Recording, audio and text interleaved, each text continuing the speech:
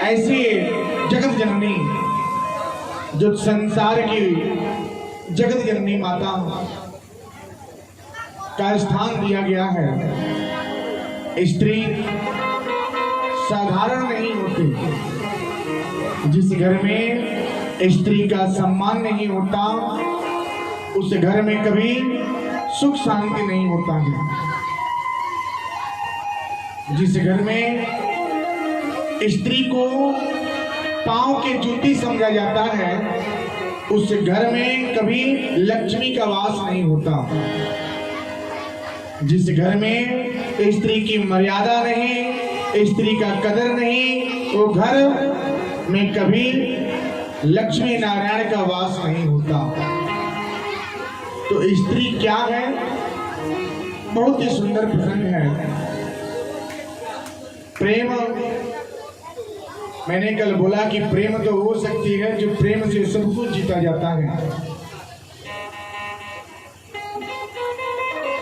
सब कुछ प्रेम से ही निर्भर है। प्रेम है तो सब कुछ है, प्रेम नहीं तो कुछ नहीं। माता पिता पुत्र पति पत्नी भाई सबसे प्रेम होता है, सबसे प्रेम होता है, लेकिन प्रेम का स्थान अलग अलग दिया गया है। माता पिता से प्रेम करना, भाई भाई से प्रेम करना, बहन से भाई बहन का प्रेम और पति पत्नी का प्रेम। नदिया एक घाट कहू तेरे, कहत कभी बचन के फेरे। एक ही शब्द है, जो प्रेम शब्द को नहीं जाना वो कुछ नहीं समझ पाएगा। प्रेम हो सकती है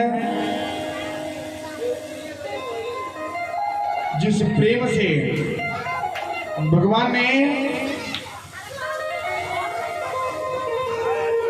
द्रौपदी का चिरहरण होने से बचाया। प्रेम हो सकती है जो भक्त प्रहलाद की भक्ति से भगवान प्रसन्न होकर के उनकी परीक्षा में हर जगह हर स्थान साथ दिए। प्रेम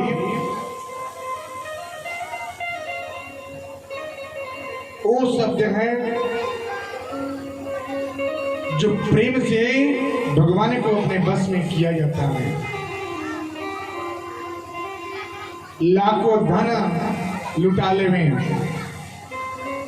कितना हो धन जमा कर लेवे, धन से कभी प्रेम नहीं होता। प्रेम तो दिल से होता है, प्रेम तो हृदय से होता है।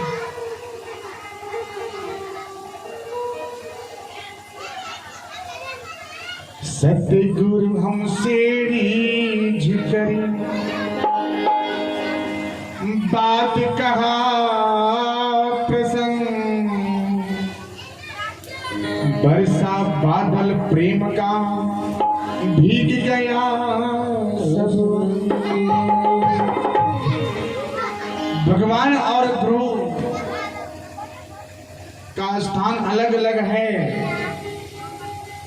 लेकिन इन दोनों के मिलन से ऐसे प्रेम रूपी वार्तालाप होता है और उस वार्तालाप से ये क्या होता है? प्रेम की बारिश होता है और उसी बारिश से पूरा शरीर भीग जाता है। उसी तरह से यहाँ पे भगवत भगवान जी का आगमन है और भगवत भगवान का अमृत रूपी बारिश बरस रहा है। जिसको इसमें डुबकी लगाना है डुबकी लगावे और अपने जीवन को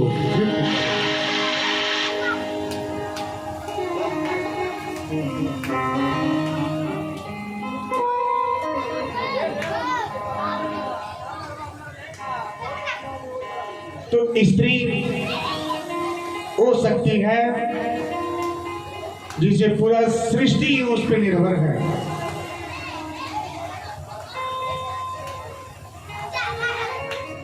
एक स्त्री का रूप अनेकों है। बहन का रिश्ता, माता का रिश्ता, और जरूरत पड़ता है तो भगवती का रूप भी हो जाती हैं। तो स्त्री कितने रूप को धारण करती हैं, अगर ये शब्द कोई जाने तो पति पत्नी के रिश्ते में कभी विवाद होगा ही नहीं। जिस घर में सम्मान होए ना, जिस घर में पति पत्नी का प्रेम का सम्मान हो, तो उस घर में कभी दरिद्रता का वास नहीं होता है। देखिए, बहुत ही सुंदर प्रसंग है, बहुत ही सुंदर कथा है। बोलते हैं ना कि हमारे पति ऐसे हैं, हमारे पति वैसे हैं, हम ऐसे हैं, हमारे माता पिता ने ऐसी जगह ला करके शादी कर दी है कि हम इनके योग्य थे ही नहीं।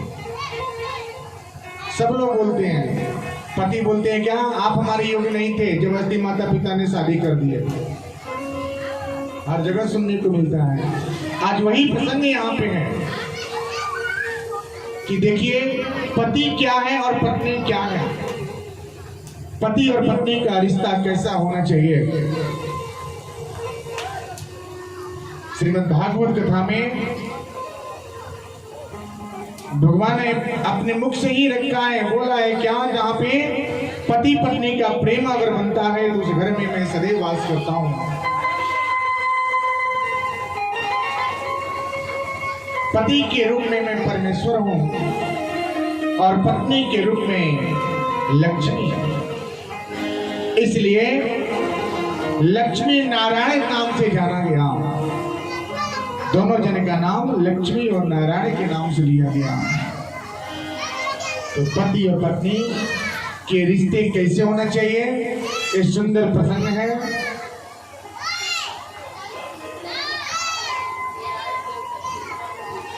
एक मुनिश्रेष्ठ की एक पुत्री होती है। पुत्री होती है, सखी सहेली के साथ खेलती है, बड़ी होती है। बड़ी होने के बाद सब सखियों की शादी विवाह भी हो जाता है और उस पुत्री का नाम भी बहुत ही सुंदर भाव से रखा गया, जिसका नाम नर्मदा रखा जाता है।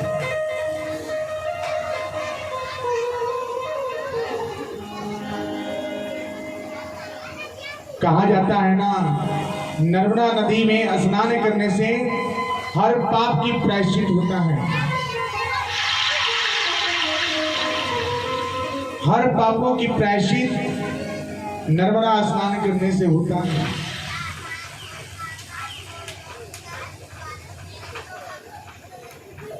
वो पुत्री का नाम नर्मदा रखा जाता है। शादी हुई, उनके पिता वर की तलाश करते थे।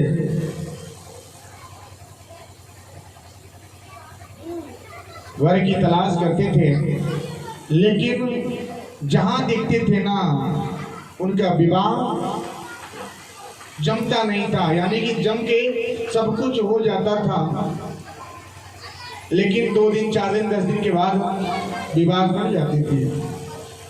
चाहे वो लड़की यानी लड़की में कमी हो या उस परिवार में कमी हो, यानी कुछ न कुछ बहाने से विवाह रुक जाता था।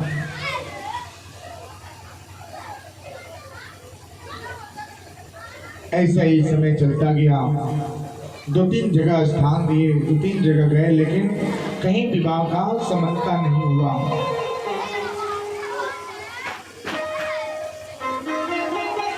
अंत में एक जगह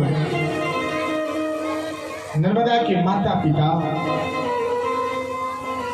विचार कर रहे थे, क्या अरे भाई पुत्री तो श्यामी हो गई, विवाह योग्य हो रही है,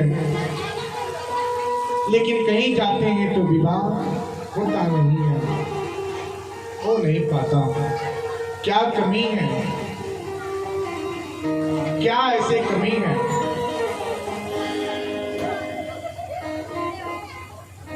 ऐसे वचन विचार किए नर्मदा सुनती थी, कहती थी क्या जाने दीजिए, हो सकता है कि कुछ अच्छा ही होने वाला हो। ऐसी बात सुन सुन के टाल देती थी। एक दिन का समय था, पिता गए विवाह के लिए।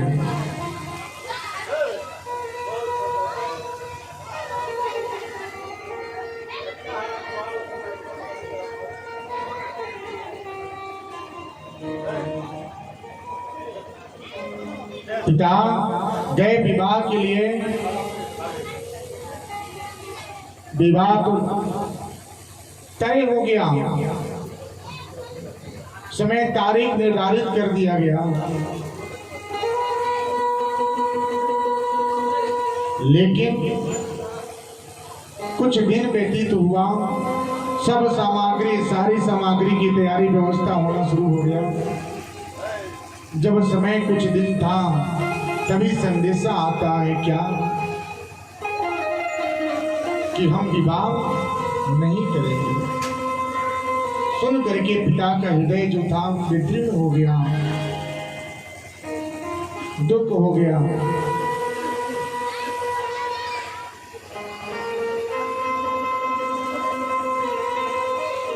करे तो करे क्या, आ करके अपनी पत्नी से बोली क्या मैं क्या करूं, मैं तो हर जगह जाता हूं, विवाह देखता हूं, विवाह तय हो करके भी नहीं हो पाता।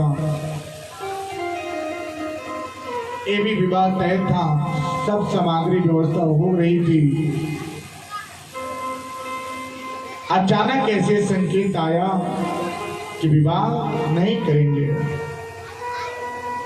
ये बात नर्मदा सुन रही थी। पिता बोले कि पता ना उसके भार में क्या है, क्या लेकर के जन्म ली है।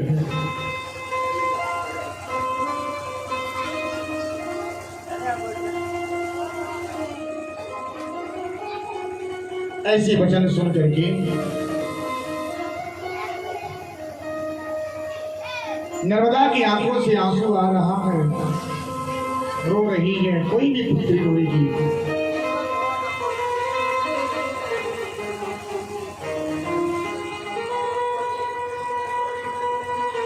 कोई भी स्त्री रोएगी। जब दुख पड़ता है ना, जब कष्ट होता है, सोचती है क्या हमारे साथ जो विवाह हुआ, जो एक साथ खेले, एक साथ बड़े हुए, सबका विवाह हो गया, मैं क्यों, हमारा विवाह क्यों नहीं हो रहा है। सोच करके बैठी है एक वृक्ष, एक तल पे बैठ करके विचार कर रही है, करे तो करे क्या। स्त्री का जो मन होता है ना, बहुत ही कोमल होता है। जिसने स्त्री को नहीं पहचाना, वो समझ जाइए वो कुछ पहचान नहीं कर पाया। जो अपने पत्नी को नहीं पहचाना, जो जीवन भर 20 से 25 साल 30 साल साथ में रहा, फिर भी अपने पत्नी को पहचानने में भी संकोच हो रहा है कि क्या है, तो दुनिया में किसी को नहीं पहचानेगा।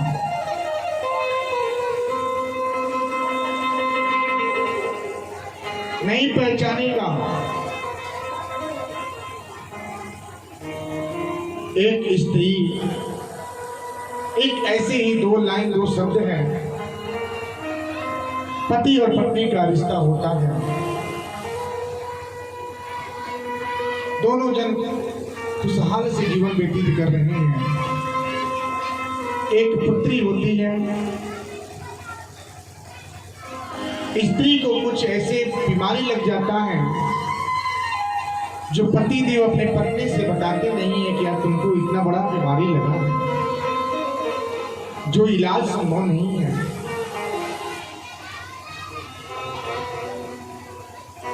घूट घूट करके पति रोता है। एक दिन की बात है, वो स्त्री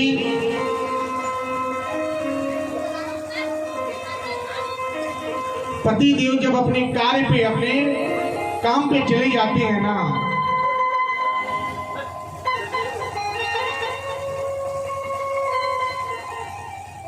पीछे वाले थोड़ा शांति से बैठिए, थोड़ा सा भी डिस्टर्बिंग नहीं होना चाहिए, शांत से बैठिए, खूब शांत प्रेम से कथा को श्रवण कीजिए।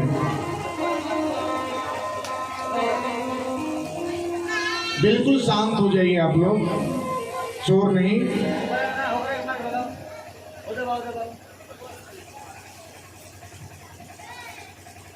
स्त्री एक पत्र अपने पति को लिखती है क्या? पति देव काम पे चले जाते हैं, पत्र लिखती है क्या?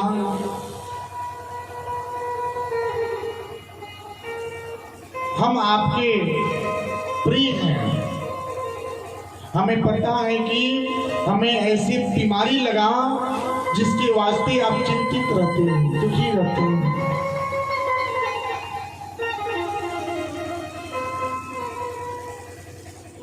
शायद हम नहीं बचे, हम बच नहीं पाऊंगी, मैं अब बच नहीं पाऊंगी, इसलिए अब आस लगाना छोड़ दीजिए। अपने हाथ से ही कपड़े को धोना, अपने हाथ से भोजन पकाना, बच्ची का देख रेख करना, यानी जो भी कार्य लगता है एक स्त्री का, वो आप क्या करें, करते रहिएगा, करते रहिएगा। अब तो हम नहीं रहेंगे।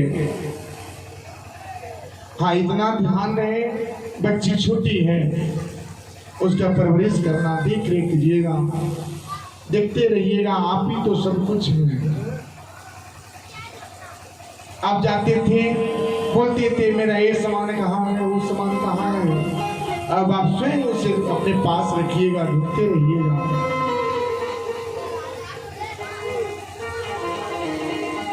आपका बैग किधर है, आपका सामान किधर है, सब आप स्वतः करना पड़ेगा।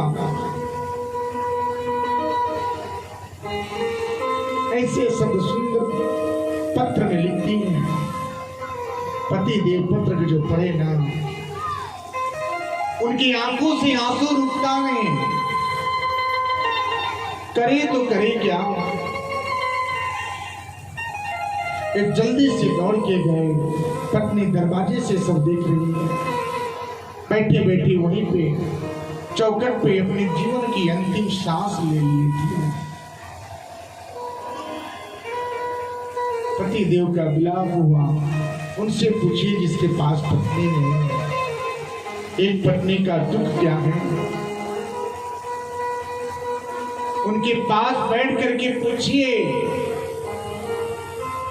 तब आपको एक स्त्री का दुख महसूस होगा कि स्त्री का कितना बड़ा दुख होता है।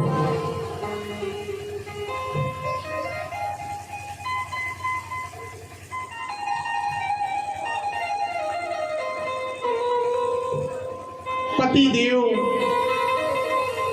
विलाप करते हैं,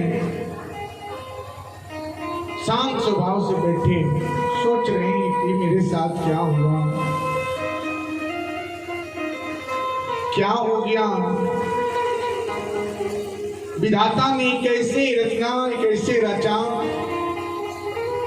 एक छोटी सी नन्ही बच्ची है, ऐसे कम उम्र में मेरी पत्नी मुझको छोड़ के चली गई।